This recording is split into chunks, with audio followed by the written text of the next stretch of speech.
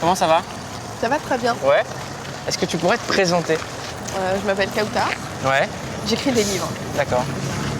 Est-ce que tu peux nous parler du dernier? Le dernier, c'est un essai, c'est mon premier essai. Ouais. Jusqu'à présent, j'avais principalement travaillé sur des romans. Et en fait, c'est un essai qui évoque la problématique de la reconnaissance, et plus spécialement de la reconnaissance littéraire. Au quotidien, t'es prof à Sciences Po? En ce moment, je suis rattachée à Sciences Po, ouais. Exactement. Qu'est-ce que tu enseignes et à qui? J'enseigne la sociologie et j'ai un public de jeunes gens, de jeunes filles, de jeunes garçons hyper attachant.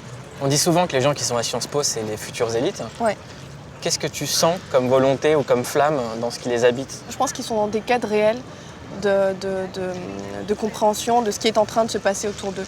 Très souvent pendant le cours, et c'est assez significatif, ils se forment des digressions en fait. On peut parler de quelque chose de très précis et très rapidement, on va être rattrapé par l'actualité, on va être rattrapé par des problématiques de domination sociale, de déterminisme, d'autonomie, etc. Et je les sens toujours très investis par ces questions-là. Surtout qu'à Sciences Po, on a la particularité d'observer à la fois des gens qui sont plutôt des héritiers et une population nouvelle qui est en train de se former de plus en plus, qui est plutôt une classe originaire des milieux plus populaires. J'ai découvert l'existence de Sciences Po quand j'ai embauché un stagiaire de Sciences Po. D'accord. Je ne savais même pas que ça existait, on m'a pas dit un jour tu pourras faire Sciences Po. Ouais. C'était même pas une possibilité. Mais comment on n'est pas au courant quand on grandit dans un quartier que ces choses-là existent, qu'il y a d'autres filières? Pourquoi? Parce que je pense que ça repose très fortement sur des logiques d'information. Qui est informé, qui n'est pas informé, où est l'information, qui la donne, qui la révèle. Et c'est certain que dans des collèges ou dans des lycées qu'on dit en difficulté, c'est des informations qui circulent très peu et qui n'ont pas vocation à circuler dans ces espaces-là. Donc c'est là où toute la problématique de l'inégalité sociale et de la manière dont l'école reproduit ces inégalités se pose avec beaucoup de violence. Une des thématiques que tu abordes, c'est le langage. Oui. Et la volonté de redonner de la précision et du sens aux mots. C'est quelque chose de très très fort chez toi. Et il y a un mot qui t'a révolté, c'est la bien-pensance. Beaucoup de gens maintenant se disent « Oui, je suis bien-pensant, je m'en défends parce que je suis de gauche ». Mais souvent, cette gauche reproduit les mêmes archétypes racistes que la droite ou l'extrême droite. Oui, de manière très, très forte, mais même Comment historiquement. ça s'exprime? Mais même historiquement, enfin, la gauche porte une sorte de sentiment de culpabilité terrible à l'égard d'une certaine frange de la population française. Et ils sont dans des jeux d'ambivalence qui font que très souvent, leurs valeurs et leurs croyances sont sacrifiées sur l'autel d'une forme de paternalisme, de maternalisme qui sont souvent des plus insupportables. Et des femmes qui choisissent, il y avait des nègres africains, des nègres américains qui étaient pour l'esclavage. Hein. Il y a un terme qu'on entend des fois et qui, moi, m'énerve au plus haut point. Et quand je dis « vous comprenez pas que c'est énervant », personne ne comprend, c'est le mot « beurette ». Pendant longtemps, on disait d'elles qu'elles étaient des Françaises d'origine maghrébine. Mais l'époque, la mode et la manie d'aller très vite ne se satisfaisaient pas de cette appellation trop longue. Alors on a imaginé autre chose. C'est quoi ce mot? Ce mot, c'est un mot qui est très ancré pour moi à l'univers de la pornographie. Et c'est intéressant parce que pendant très longtemps, je crois que le corps de la femme musulmane ou de la femme arabe a été lié à des formes de domination sexuelle et de volonté de performance. Donc il y a quelque chose de très colonial en fait dans cette histoire-là. Il y a une nouvelle génération qui est en train d'arriver et qui va vraiment bousculer tout ça.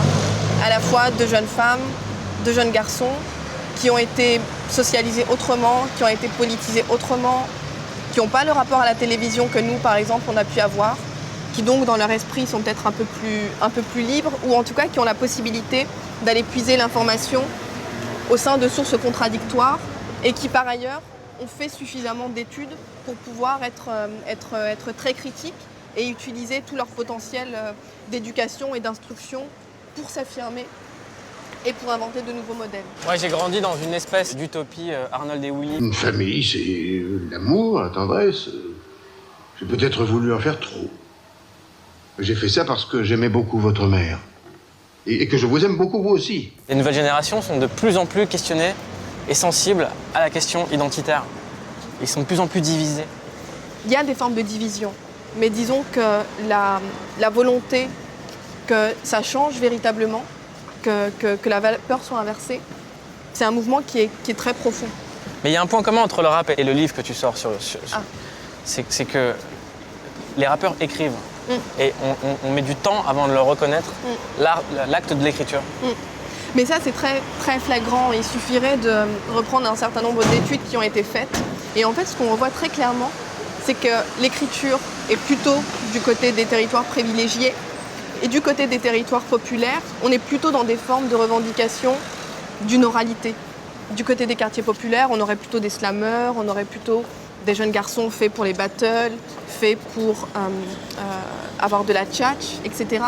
Et c'est une répartition qui peut a priori sembler anodine, d'un côté l'oralité, d'un autre côté l'écriture, mais en fait c'est quelque chose de très pernicieux. Et c'est quelque chose qui participe véritablement à un déni de reconnaissance du fait que dans les quartiers, on écrit beaucoup. Aujourd'hui, la nouvelle variété, elle s'appelle pas Patrick Bruel, elle s'appelle Maître Gims. Ouais, exactement. Ne me demande pas la lune, j'ai beaucoup mieux pour toi. Il y a toujours une volonté de le classer dans rap, alors qu'il fait pas du rap. Il fait pas du rap, mais en même temps, c'est de là d'où il vient. Donc encore une fois, le fait de maintenir quelqu'un dans son domaine premier d'apparition fait que ça permet simplement de le catégoriser. Et puis dans l'industrie de la musique, etc., ça lui donne une place qui est... Mais le rap devient audible à partir du moment où c'est de la variété. Donc en fait, le rap devient audible quand c'est plus du rap. Aujourd'hui, on a l'impression que le discours principal du rap, c'est « je veux de la thune ». Je compte et je compte et je compte, l'oseille c'est mon ami. Y'en a dans ma rue, dans mon jardin et dans mon lit. Il y a une pauvreté, il y a une misère. Et pendant un certain temps, le rap a été pour certains une manière de s'en sortir, une manière de produire, une manière d'exister, une manière de gagner de l'argent, une manière de signer des premiers contrats. Et c'est quelque chose qui compte vraiment.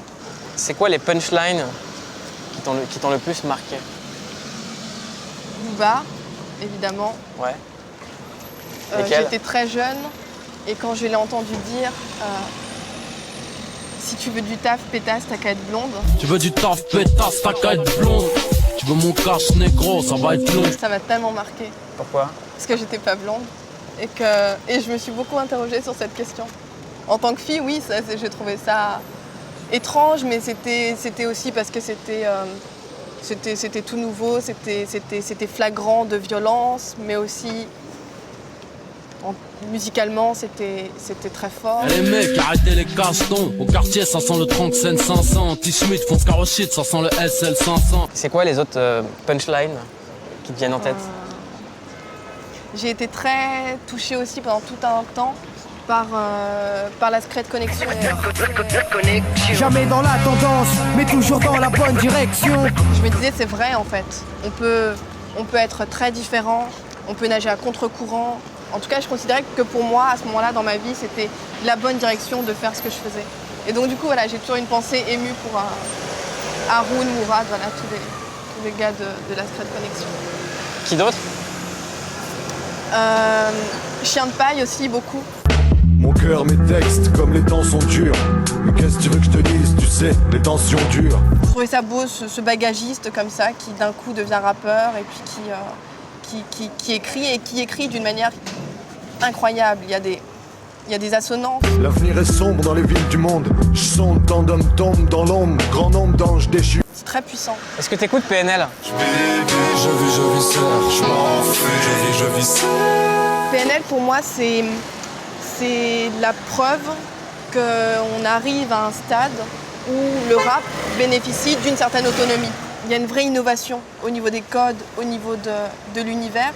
On peut parler de tartines du Nutella. Une fois mon soleil, mes tartines et mon Nutella. On peut rêver d'une femme du Venezuela. Oh, une fois mon océan et ma côte du Venezuela. Et avant, on parlait de Lunatic et le duo qui forme tous les deux, les deux garçons de PNL. Il est très étonnant parce que c'est plus un rapport de conflictualité, c'est plus un rapport de yin et de yang. Ils sont dans quelque chose à la fois de jumellaire, mais qui joue quand même sur des petites formes de variation, des petites formes de distinction. Et je trouve ça très, émotionnellement, je trouve ça puissant. On a l'impression que le rap a toujours été un peu manipulé, récupéré avant des périodes électorales. Et là, c'est tellement le chaos qu'ils essayent même plus.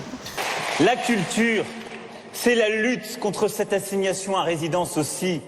Ça ne serait pas Ayam pour les uns et Giono et Pagnol pour les autres. Non, ils essayent même plus, il n'y a plus d'énergie. Il n'y a plus d'énergie pour récupérer ou pour détourner. Et quelque part, c'est très bien parce que je pense que ça va vraiment dans le sens de ce qu'on disait avant, c'est-à-dire d'une autonomie du rap qui s'inscrit progressivement dans le paysage et qui du coup n'est plus soumis aux mêmes contraintes ou aux mêmes injonctions qu'auparavant. Même si encore une fois ça reste très compliqué, c'est une musique qui n'est pas une musique comme une autre, socialement elle n'est pas perçue comme comme une musique lambda.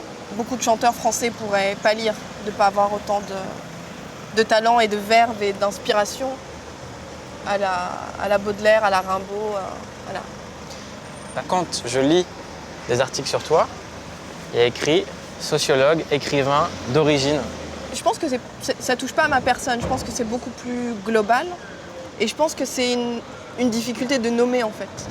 On bute beaucoup sur les mots et je pense que la difficulté à trouver une expression, à simplement considérer la personne par rapport à ce qu'elle fait et non pas par rapport à ce qu'elle est très perturbant et donc du coup il faut absolument essayer de baliser le terrain pour préciser quel serait l'espace à partir duquel on s'exprime. Mais en même temps, c'est aussi un bon baromètre. Je pense que le jour où on se contentera de préciser le prénom et de dire sur quoi la personne travaille, c'est qu'on aura avancé et qu'on ne sera plus dans des small boxes, comme disent les Américains, dans des petites boîtes pour classer les gens. Dernière question, c'est quoi ta définition d'une clique? Ma définition d'une clique, c'est un pôle d'amour, voilà. Pour moi, une clique, c'est ça. J'ai eu des cliques parfois. Des gens avec qui on se voyait beaucoup. Avec mes sœurs, on forme une vraie clique. On est une vraie clique de filles. Merci. Merci beaucoup.